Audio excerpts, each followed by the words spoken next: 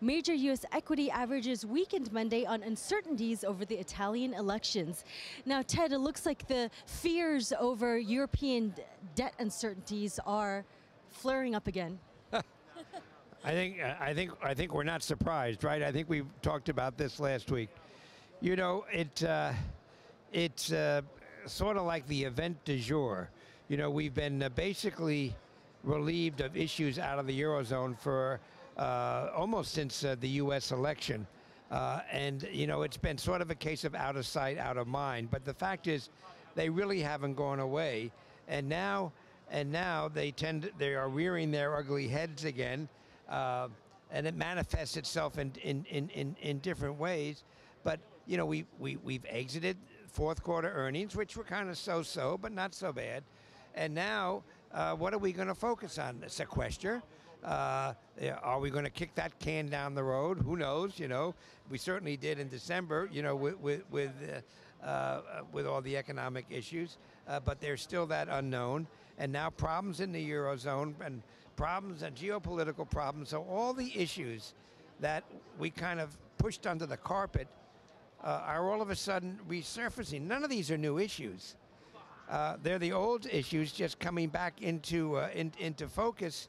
And when you wrap that around a stock market that's trading at recovery highs, not at recovery lows, you know, that doesn't leave a lot of room for error. And so, you know, people see this and they get a little nervous and they want to take some money off the table. And there's not a lot of clarity going forward with a lot of these issues, particularly the Eurozone, and particularly, by the way, the U.S. economy. And the whole sequester issue.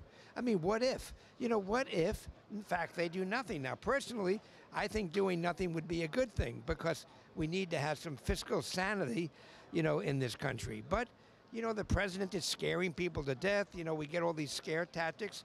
And, you know, it's kind of like the boy that cried wolf. Personally, I don't think it's that big a deal, quite frankly, and I think we'll get through it.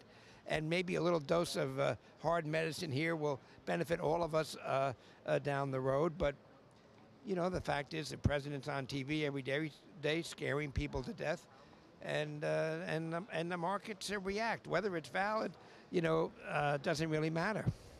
And tomorrow also on the schedule is Ben Bernanke's testimony before Congress. To what extent do you think Bernanke will continue to defend QE? Oh, I don't think he has any choice.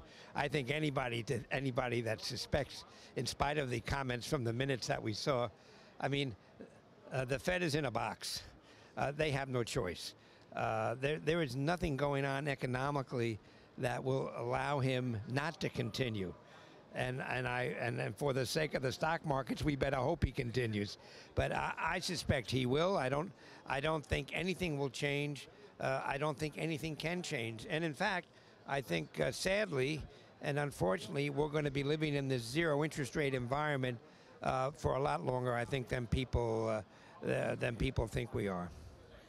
And also on the calendar Tuesday is consumer confidence data, which is expected to have gotten a boost from the recent uptrend in equity prices. But how much longer can we expect this uptrend to continue? Well, I think that's has a direct correlation to what people have in their wallets.